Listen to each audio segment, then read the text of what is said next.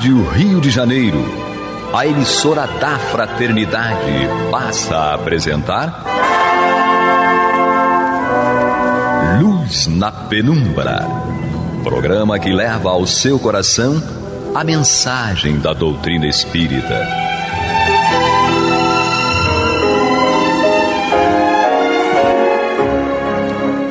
E com vocês, André Afonso Monteiro, para o estudo do livro A Gênese, da obra codificada por Allan Kardec. Olá, amigo ouvinte da Rádio Rio de Janeiro, a emissora da Fraternidade, programa Luz na Penumbra, com o estudo da obra A Gênese, comigo, André Monteiro. Hoje aqui conosco, mais uma vez, o nosso querido Alexandre Almeida. Seja bem-vindo, Alexandre. Obrigado, André, mais uma vez pelo convite. Votos muita paz a todos. E na técnica, o Pablito que já trouxe uma água aqui pra gente, já trouxe um café. A gente tá de patrão aqui hoje, né? Ótimo. Agradecemos, meu Pablo. Pablito sempre muito carinhoso aqui conosco. Amigos ouvintes e internautas, nós daremos continuidade aqui ao estudo do capítulo 15 da obra A Gênese, Os Milagres do Evangelho, e hoje avançando no item 16, Os 10 Leprosos. Diz Kardec, ele traz aqui a passagem em o Evangelho de Lucas, capítulo 17, versículos 11 a 19, e Kardec diz o seguinte: um dia em que Jesus ia para Jerusalém, passava pelos confins da Samaria e da Galiléia. Estando prestes a entrar numa aldeia, 10 leprosos vieram ao seu encontro, e conservando-se afastados, elevaram suas vozes e lhes disseram: Jesus, nosso mestre, tem piedade de nós. Quando os percebeu, Jesus lhes disse: ide vos mostrar aos sacerdotes. Quando eles estavam a caminho, ficaram curados. Um deles, vendo que estava curado, voltou sobre os seus passos, glorificando Deus em altas vozes, e foi lançar-se aos pés de Jesus com o rosto na terra, a lhe render graças, e esse era samaritano. Então Jesus disse: todos os 10 não foram curados? Onde estão os outros 9? Não houve nenhum deles que voltasse e glorificasse a Deus, a não ser este estrangeiro? E disse a ele: levanta-te, vai, a tua fé te salvou. Evangelho de Lucas, capítulo 17, versículo 11 a 19. E Kardec, ele vai comentar essa passagem, e é bem interessante aqui, né, Alexandre, que ele está falando justamente do samaritano, né? Exatamente, porque à época os judeus tinham o samaritano como aqueles que eram diferentes, não é isso? E havia um preconceito. Inclusive, Alexandre, aqui tem uma nota nessa tradução que eu estou utilizando, que ele diz o seguinte, né? Cismáticos, isto é, dissidentes, aqueles que se separaram do corpo ou da comunhão de uma religião. Então, e lá em O Evangelho também, na introdução, quando Kardec traz uma parte que fala sobre quem eram os publicanos, quem eram os samaritanos, e ali, samaritanos eram a população de Samaria, que vivia em Samaria. Tem aquela passagem da mulher do poço de Samaria também. E eles eram muito discriminados pelos hebreus, pelos judeus mais conservadores. Eles eram considerados como hereges, porque eles tinham uma outra forma de entendimento da lei mosaica, né? Isso vamos trazer para 2021? Será que o mundo hoje também se divide entre judeus e samaritanos, aqui com todo respeito, né, aos rótulos, sem qualquer preconceito, mas apenas para refletirmos? Será que nós, seres humanos, ainda não estamos nos dividindo? Não é? Espíritas, católicos, protestantes, né? Azuis e vermelhos, enfim, direita e esquerda, ou seja, então nós podemos usar essa passagem para ver até que ponto, aquilo que você colocou há uns programas atrás, na hora em que eu vou externar uma ideia, uma proposta, uma filosofia, uma ideologia, Até que ponto eu faço isso, tendo como parâmetro a linha tênue o respeito ao próximo, né? Então aqui me parece que a essência é justamente mostrar, nós que somos religiosos, independentemente da religião, muitas das vezes buscamos um pouco essa convicção, né? Ainda que inconscientemente. Eu estou falando que genericamente peço permissão aos companheiros. Pode ser que quem esteja nos ouvindo certamente não faça, ninguém aqui no estúdio, mas a humanidade como um todo. Bom, eu sou cristão, vamos colocar de forma genérica. Então, será que eu sou melhor do que os outros? Quem não é cristão, aí eu me considero um privilegiado. E aqui essa passagem mostra justamente isso, ou seja, os judeus, que se tinham como o povo de Deus, né, especiais por isso, privilegiados por isso, não tiveram a gratidão de voltar para render graças a Deus e agradecer àquele que havia curado. Então, será que nós também no dia a dia a gente não aponta para o outro assim, o meu vizinho é da religião tal, é um perdido. E aí eu acho que porque eu vou no centro espírita ou eu vou na igreja tal e qual, eu estou melhor. Eu sou melhor do que este ou aquele. Quando na verdade nós vamos ver que a conduta das pessoas é que na verdade importa, não o rótulo, como você colocou. Será que aquilo que eu estou pregando, divulgando, né, e até propondo é condizente com a minha conduta? E aqui Jesus ficou indignado, mas não eram 10? Porque só um voltou. E o que voltou era exatamente aquele que todo mundo rotulava e dizia assim, isso é um perdido que você colocou, um herege. Não, o povo de Deus somos nós. Dentro dessa passagem aqui, repito, eu estou usando a expressão aqui apenas para contextualizar a narrativa. O povo de Deus não voltou. Mas, na verdade, o povo de Deus é esse que voltou aqui e disse assim, puxa vida, quero agradecer. E vou render graça a começar por esse homem que foi instrumento da providência divina, por ter me curado. Porque quando Jesus disse aqui, disse-lhes, ide vos mostrar aos sacerdotes, porque era necessário, né? Aquele que tinha uma doença, à época dermatológica, mas tudo era rotulado como lepra, porque Sim. Não tinha, né, o desenvolvimento que temos hoje, conhecimento científico. Havia um ritual para você se purificar. Então, para seguir a lei, Jesus falou, vai lá, se apresenta aos sacerdotes, para aquelas pessoas voltarem à vida em sociedade, aquilo que nós falamos num programa de semanas atrás, né? Havia muita discriminação, muita distinção de pessoas de classe na época de Jesus. Então, quem era curado da lepra, né, tal como traz o texto, você tinha que passar por um ritual. Então, eles foram. Primeiro que a lepra naquela época, depois ela vai ter o bacilo de Hansen, né? Isso. E aí... Aqui, genericamente, chamamos lepra de qualquer doença dermatológica na época, né? E ela não tinha cura. Depois se descobriu que era uma coisa simples de se resolver. Mas na época, quem tinha a lepra era afastado, a hanseníase atualmente, né? Isso. Essa pessoa era afastada, vivia lá no Vale dos Leprosos, né? Baseada ali naquela segregação, naquela separação ali completa, e viviam de doações, de abnegados que iam lá praticar caridade em relação a eles, né? Exatamente. E aí nós vemos o que me chama a atenção no primeiro momento, fora as outras questões que podemos abordar, é essa do preconceito que nós estamos sempre colocando aqui. Nas passagens de Jesus, ficarmos atentos, que ele sempre está atendendo aqueles que estavam sendo de alguma forma rotulados, sendo excluídos. É porque, Alexandre, você tocou num ponto interessante, que Jesus está pegando os excluídos e sempre enaltecendo os excluídos.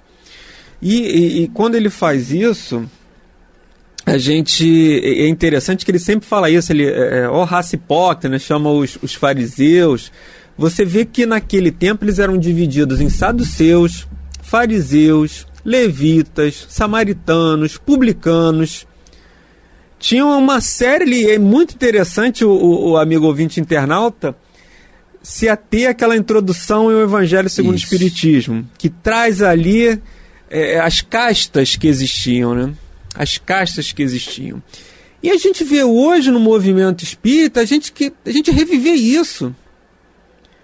Espiritismo conservador, espiritismo progressista, espírita... Um dia desse, um companheiro falando de espiritismo laico. Eu falei, gente, como assim, né?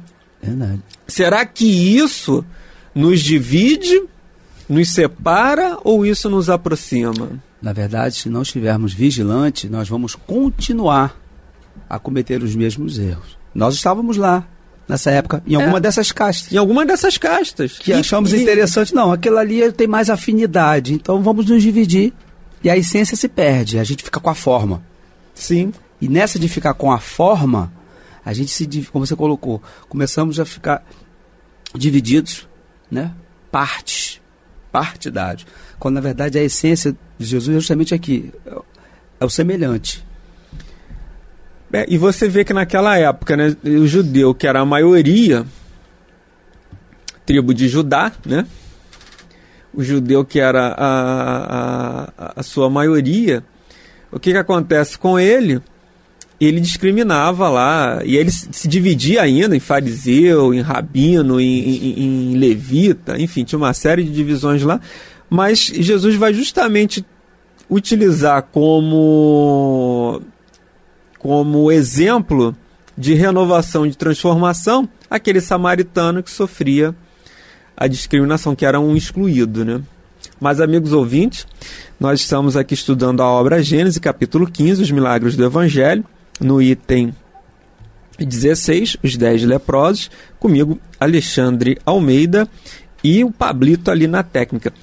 Mas veja que interessante, né, Alexandre? Jesus vai pegar justamente aquele que era tido como o errado da história, é que Jesus utiliza como um exemplo de fé, de renovação e de transformação.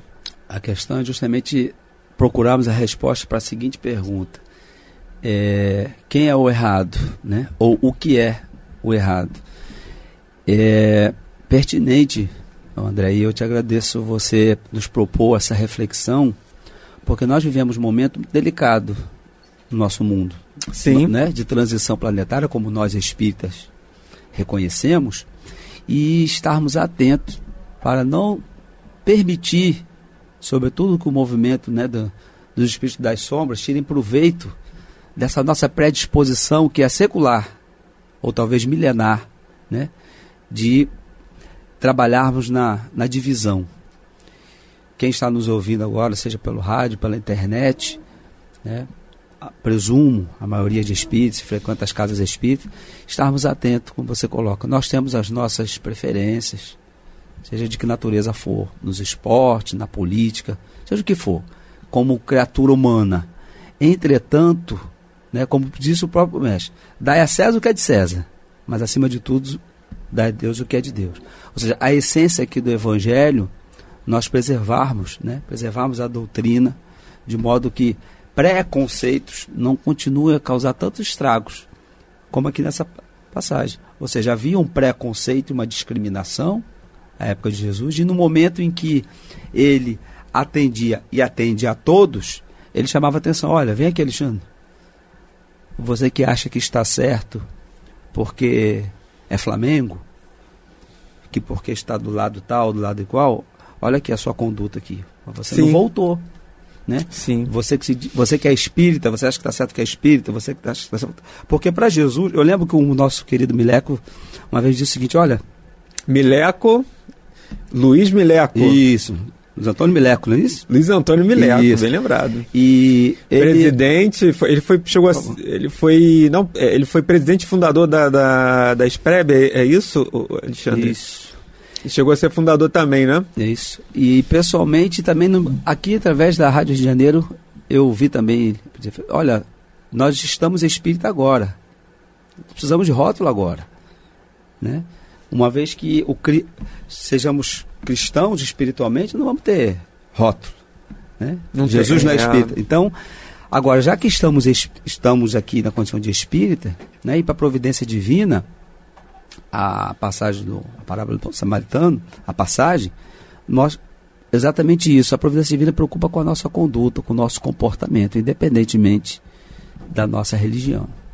É verdade, e Kardec ele vai falar isso aqui no item 17 que você está colocando para nós, que ele diz o seguinte: samaritanos eram cismáticos. Nós já explicamos aqui que cismáticos, na nota de tradução, eram os dissidentes, aqueles que se separaram do corpo ou da comunhão de uma religião.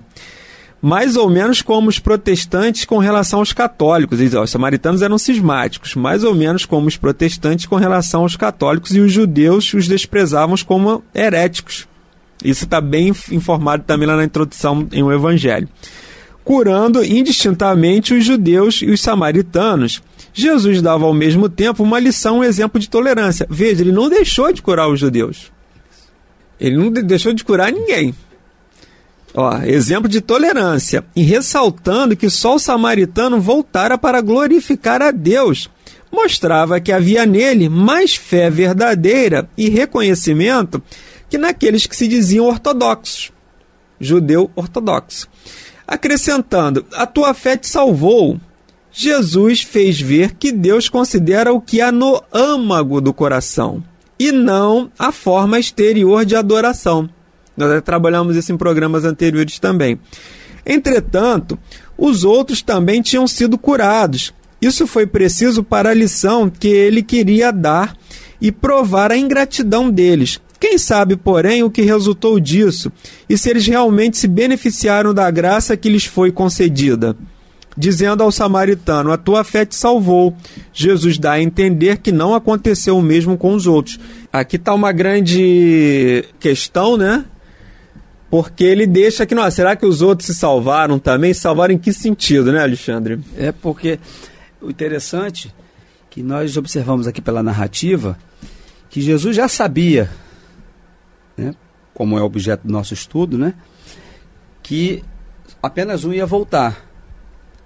Mas para nos deixar esta lição, ou seja, a da ingratidão, né, ele então promoveu a cura, até porque, como nós colocamos, se karmicamente aquelas pessoas não precisavam mais passar por aquela situação, mas Jesus já sabia que apenas um ia voltar.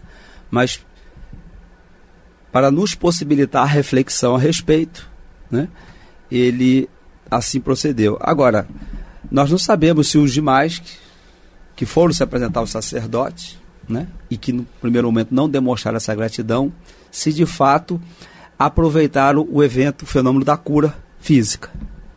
Porque o samaritano, aqui ficou claro, não só foi curado fisicamente, como deu demonstração também de uma cura moral. É porque aqui não fica claro, e aí a gente sempre usa, os 9 não se curaram, mas não se curaram de quê?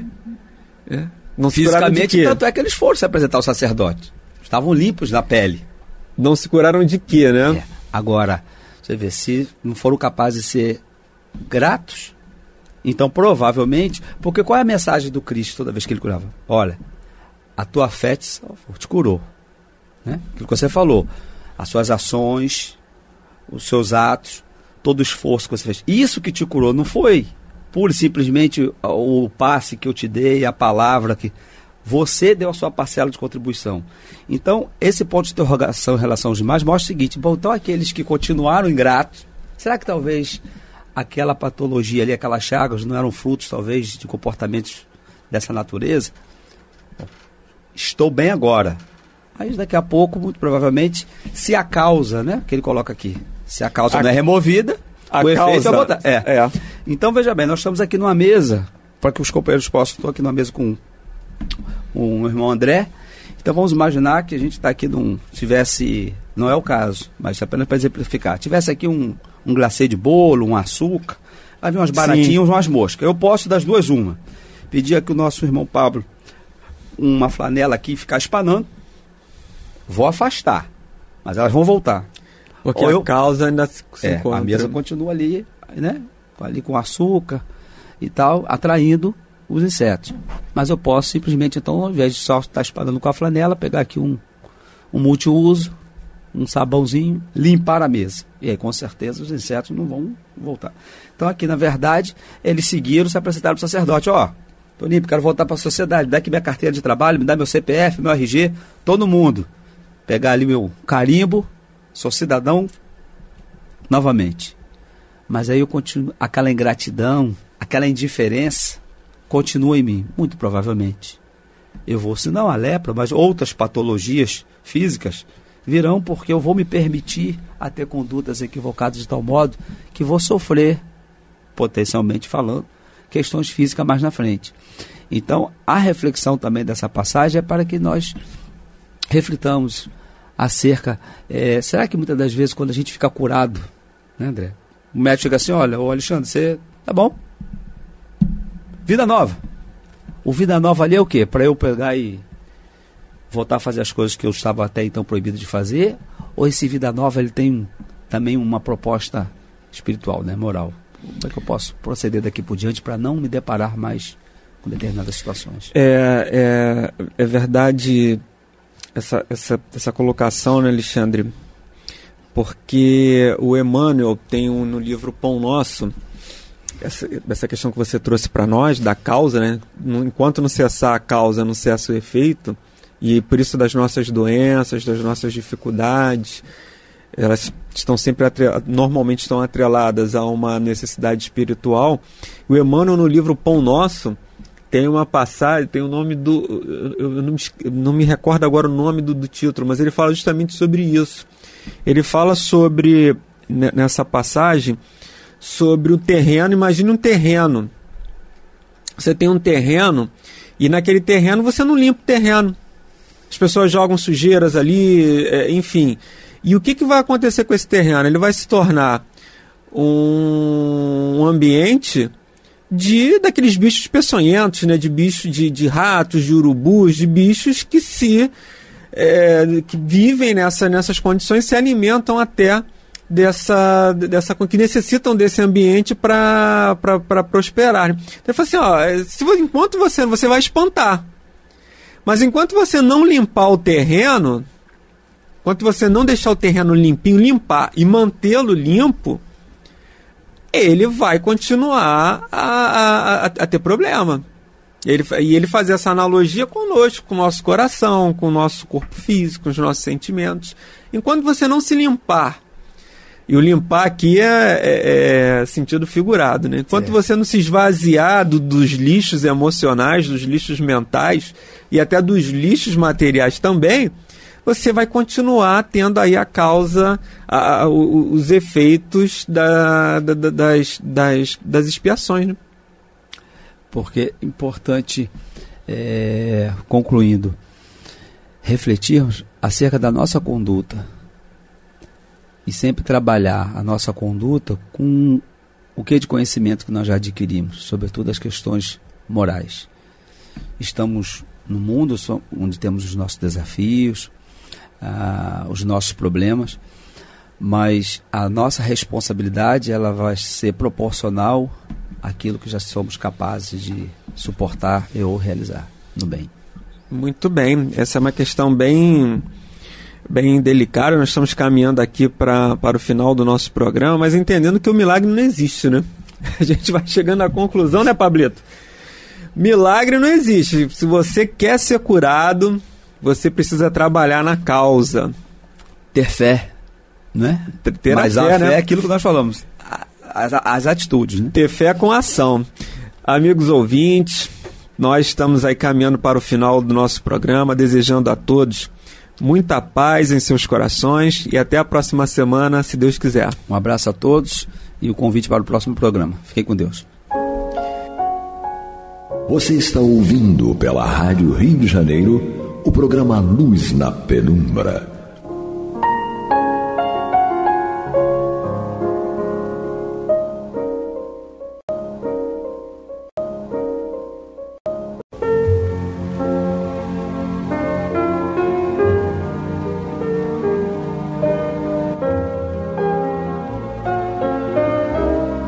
A Rádio Rio de Janeiro está levando ao seu lar e ao seu coração a mensagem consoladora da doutrina espírita, através do programa Luz na Penumbra.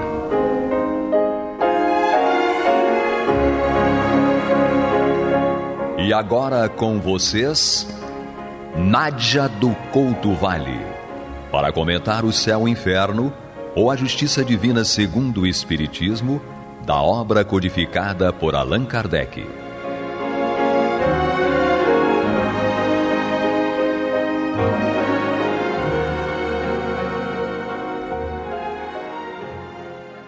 Amados e amadas ouvintes internautas, Que a paz de Jesus permaneça conosco hoje e sempre.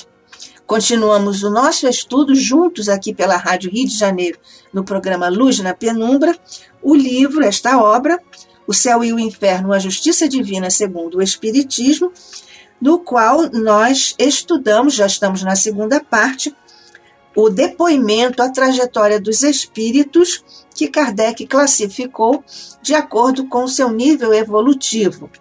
Nós estamos estudando os espíritos felizes. No capítulo 2 desta segunda parte, a primeira categoria espiritual com a qual o nosso querido Kardec abre esta galeria de níveis evolutivos e de personalidades, individualidades com nome, localização geográfica e tudo mais, para nós compreendermos com estes exemplos os princípios que já estudamos, não só na primeira parte desta obra, que contém a teologia espírita, mas também nas demais obras da codificação e nas obras subsidiárias. Nós estamos estudando, portanto, os espíritos felizes e vamos continuando agora com o perfil de um outro espírito, vamos conhecê-lo. O senhor Cousteau, um de nossos irmãos em espiritismo e membro da Sociedade de Paris, acaba de morrer. Esta é a primeira frase de um pronunciamento que Kardec coloca aqui na Revista Espírita, a Revue Spirite, de 1863 e em outubro de 1863. Continuemos. Foi enterrado em 12 de setembro de 1863 no cemitério de Montmartre. Era um homem de coração que o Espiritismo havia conduzido a Deus. Sua fé no futuro era completa, sincera e profunda. Era um simples calceteiro, aquele homem que coloca as pedras nas ruas, que praticava a caridade por pensamento, palavras e obras, conforme seus minguados recursos, pois sempre achava meios de assistir os que tinham menos que ele. Seria erro imaginar a Sociedade de Paris como uma reunião exclusivamente aristocrática, já que conta alguns proletários em seu seio. Aqui nós vemos a coerência da Sociedade Espírita de Paris com os princípios do Espiritismo, recebidos, como sabemos, pela via mediúnica, em cadernos que vieram de vários médiuns em várias partes do planeta. E como há o princípio de igualdade entre os seres, de acordo com os valores do espírito que tenha amealhado ao longo de suas encarnações, nós vemos aqui a primeira evidência disso, que é a igualdade entre os seres. Portanto, aqui a primeira advertência que faz Kardec: a Sociedade de Paris não era exclusivamente aristocrática, já que conta alguns proletários em seu seio. E aqui segue Kardec referindo-se à Sociedade Espírita de Paris. Ela acolhe todos os devotamentos à causa que sustenta, venham das altas ou das baixas camadas sociais. O grão-senhor e o artífice aí se dão as mãos fraternalmente. Há algum tempo, no casamento de um dos nossos colegas, também modesto trabalhador, estiveram presentes um alto dignitário estrangeiro e a princesa sua esposa, ambos membros da sociedade, que não se haviam julgado diminuídos, vindo sentar-se lado a lado com os demais assistentes, embora o luxo da cerimônia, celebrada em obscura capela de opulenta paróquia, tivesse sido reduzida à sua expressão mais simples. É que o Espiritismo, sem sonhar com uma igualdade quimérica, sem confundir as classes, sem pretender fazer passar todos os homens para o mesmo nível social impossível, os faz apreciar do ponto de vista diverso do prisma fascinante do mundo.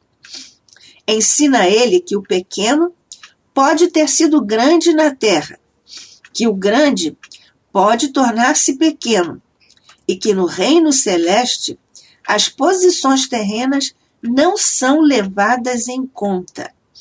É assim que, destruindo logicamente os preconceitos sociais de casta e de cor, conduz à verdadeira fraternidade.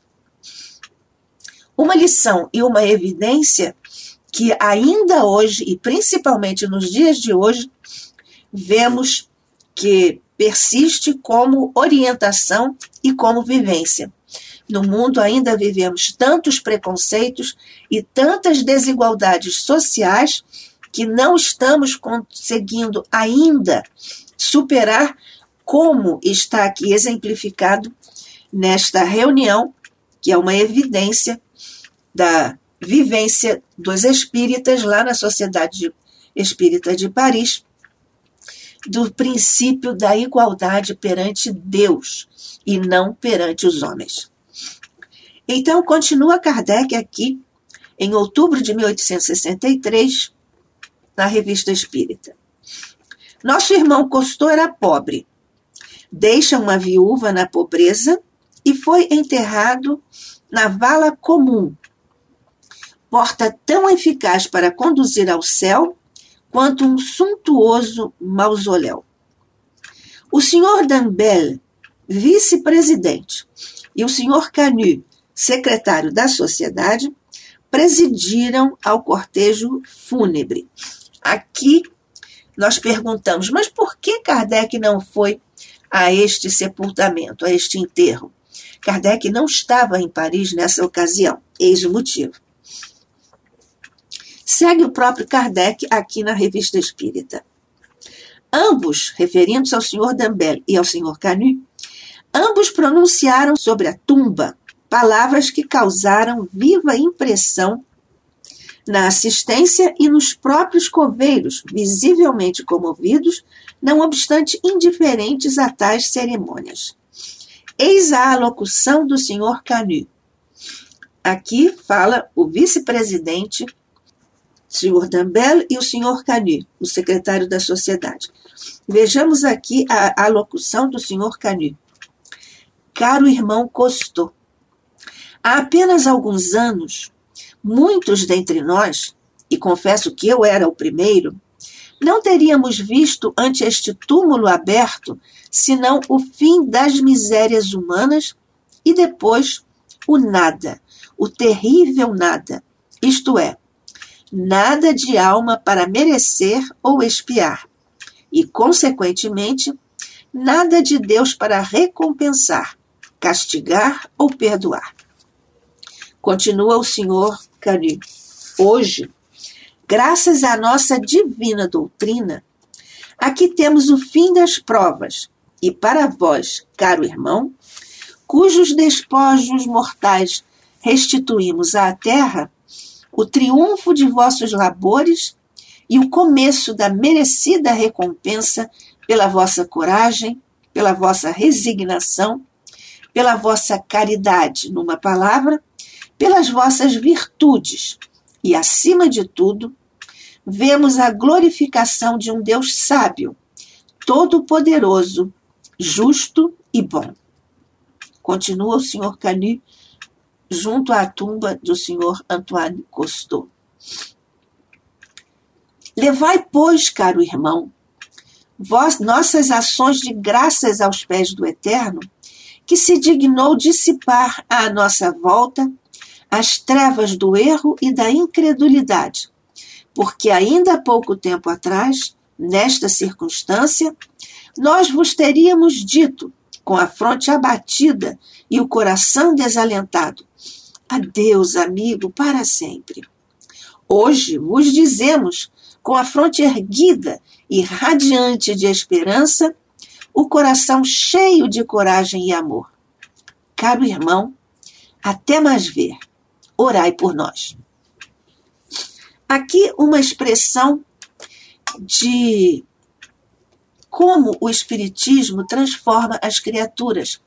Esta aqui é uma verdadeira confissão de fé da parte do Sr. Canu, que chegou, antes ele era ateu, naturalmente, e chegou a ser secretário da Sociedade Espírita de Paris.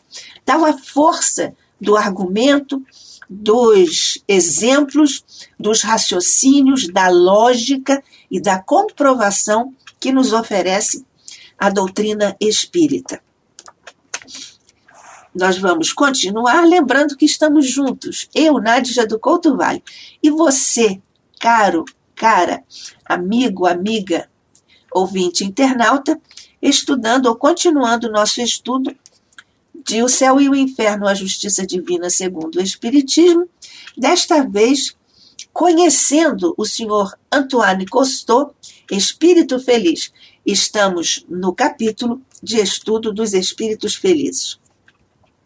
Acabamos de ver a locução junto à tumba, à sepultura do senhor Antoine Cousteau, e agora vamos ver o que disse o vice-presidente da Sociedade Espírita de Paris, junto à sepultura, exatamente como o senhor Canu também estava. É que nesta ocasião, vamos lembrar novamente, Kardec não estava em Paris, por isso não se fez presente a essa cerimônia do sepultamento. Diz o senhor Dambel: senhoras, senhores e vós, caros colegas da Sociedade de Paris, é a segunda vez que conduzimos um de nossos companheiros à sua última morada. Aquele a quem vimos dizer adeus foi um desses obscuros lutadores que as dificuldades da vida sempre encontraram inquebrantável. Aqui, naturalmente, a resiliência do senhor Cousteau. Apesar disso, a certeza absoluta por muito tempo lhe havia faltado. Assim, desde que o Espiritismo se lhe tornou conhecido, apressou-se em abraçar uma doutrina que lhe trazia a verdade e cujos ensinamentos são tão próprios a consolar em suas provas os aflitos deste mundo. Modesto trabalhador, sempre cumpriu sua tarefa com a serenidade do justo. Aqui, mais uma evidência do nível espiritual de Cousteau, por isso que Kardec o classificou como espírito feliz. Apesar de bastante pobre e bastante humilde do ponto de vista da escala social que ainda é vigente em nossa sociedade, nós vemos que ele aceitou o desenho de sua encarnação com toda a humildade e, claro, a superioridade de um espírito que já estava nessa categoria. Então disse o senhor Dambel junto à tumba de Cousteau: modesto trabalhador, sempre cumpriu sua tarefa com a serenidade do justo. Aqui também um exercício de autoconhecimento. Estamos todos trabalhando com a serenidade do justo, aceitando o quadro, o desenho da nossa atual encarnação? Segue a palavra do senhor Dambel. E a adversidade que o feriu tão cruelmente, sem que o soubéssemos, nos últimos dias de sua vida, abriu-lhe, ficais certos todos que me ouvis, abriu-lhe uma carreira imediata de prosperidade e ventura. Aqui a superação dos desafios que, inclusive, está aqui dito pelo senhor Dambel, que esteve como uma, digamos assim, uma prova final na encarnação de Cousteau. Continua o senhor Dambel. Ah, quanto lamento que nosso venerado mestre não esteja em Paris, Kardec. Sua voz autorizada teria sido bem mais agradável que a minha ao irmão que perdemos e lhe teria prestado uma homenagem mais considerável que a que lhe pode prestar a minha obscuridade.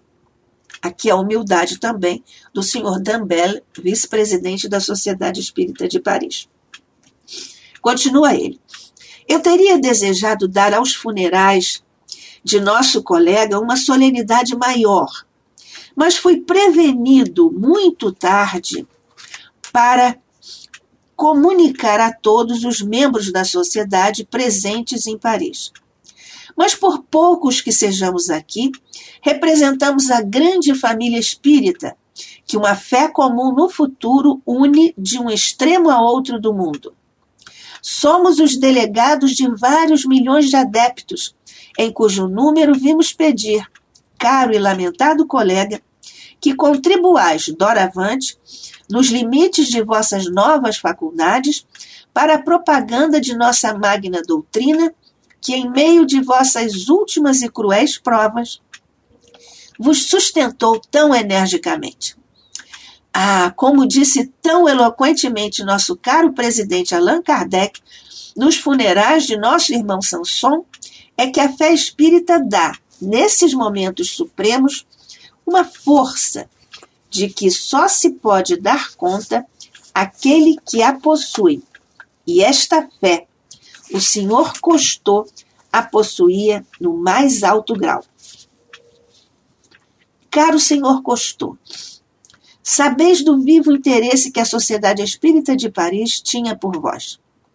Ela lamentará sempre em vós um de seus membros mais assíduos, e é em seu nome, em nome de seu presidente, e em nome de vossa esposa e de vossa irmã inconsoláveis, que vos venho dizer, como nosso amigo Sr. Camus, não um adeus, mas um até logo, num mundo mais feliz.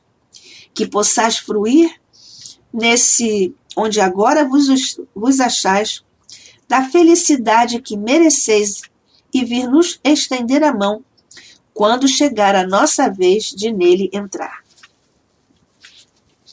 Caros espíritos dos senhores Jobard e Sanson, peço que acolhais o vosso colega Cousteau e lhe faciliteis o acesso às vossas serenas regiões. Caros espíritos, orai por ele, orai por nós. Assim seja. Nós vemos aqui os grandes valores que presidem a nossa orientação, digamos assim, a nossa educação como espíritos, porque o espiritismo é efetivamente uma doutrina de educação do espírito imortal que somos todos nós. Neste particular, nós vemos aqui o depoimento dos que eram, naquele momento, os representantes máximos da Sociedade Espírita de Paris, fazendo referência aqui à ausência de Kardec, porque não estava em Paris.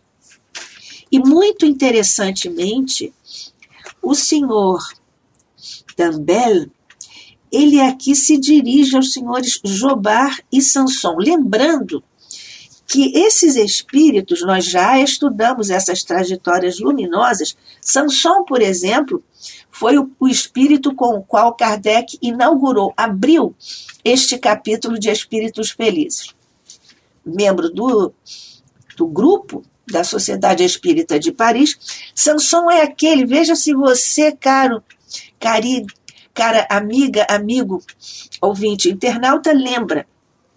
Sanson foi aquele que escreveu a Kardec pedindo que, quando ele desencarnasse, pedisse uma comunicação. Foi aquela carta em que ele usa a expressão autópsia espiritual. Então Sanson deu ali, mesmo junto ao próprio corpo, ainda insepulto, uma comunicação mediúnica. Jobard também o fez. Jobard, para nós também lembrarmos juntos, também já estudamos, o espírito Jobard é aquele que disse que viu o espírito de verdade, pairando no espaço. Lembra disso? É para nós avaliarmos o nível espiritual dessas criaturas porque, como o corpo ainda insepulto, tem a lucidez, lembrando que a palavra lucidez vem de luz, lembrando que a lucidez que esses espíritos já tinham, portanto, já estavam separados do corpo físico, mas o corpo físico ainda estava insepulto e eles deram comunicações mediúnicas com toda a lucidez. É exatamente nesse contexto que nós aqui lembramos os espíritos felizes. E por que, nesse contexto, o senhor Dambel se dirigiu aos espíritos Jobar e Sanson, já desencarnados anteriormente, é bem verdade. Mas ele se sentiu à vontade para se dirigir a esses dois espíritos, Jobar e Sanson, para recolher ou acolher o senhor Antoine Cousteau no plano espiritual. Nós sabemos que somos recebidos no plano espiritual pelos nossos afetos, pelos nossos familiares, quando estão em condição de fazê-lo, por amigos espirituais, mentores, e também por amigos espirituais que não chegamos a conhecer nesta encarnação, mas que nós passamos a reconhecer quando eles nos vêm felicitar o retorno ao mundo espiritual. E esta é uma outra observação. Nós não devemos pedir que espíritos, às vezes da nossa família, venham ajudar a nós ou a outros que estejam partindo. Esta é uma possibilidade que devemos deixar ao arbítrio, à decisão dos espíritos superiores, porque não devemos pedir auxílio a espíritos cuja situação nós não temos certeza de que seja aquela que esteja, ou que tenha posto, ou que esteja pondo os espíritos em condição de ajudar. Estas são observações muito especiais a respeito da grandeza e da evolução espiritual de um dos membros da Sociedade Espírita de Paris, em sua grandiosa igualdade social, e o nível evolutivo de mais este espírito desencarnante, que está classificado como espírito feliz, Antoine Cousteau. Que a paz de Jesus permaneça conosco hoje e sempre, e nos encontramos em nosso próximo programa, que assim seja, sob as bênçãos da paz e da luz de Jesus sobre nossas mentes e corações, hoje e sempre. Que assim seja.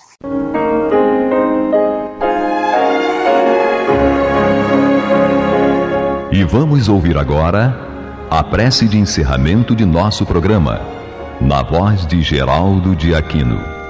Jesus, dá-nos coragem para a luta, piedade para os insultos e misericórdia para as injustiças e ingratidões. Limpa nossa alma de inveja e ambições mesquinhas, de ódio e de vingança o nosso caminho.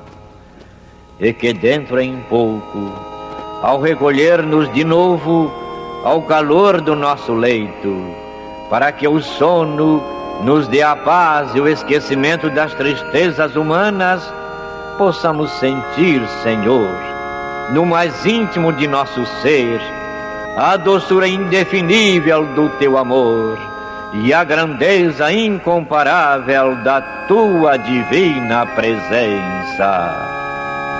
Que assim seja.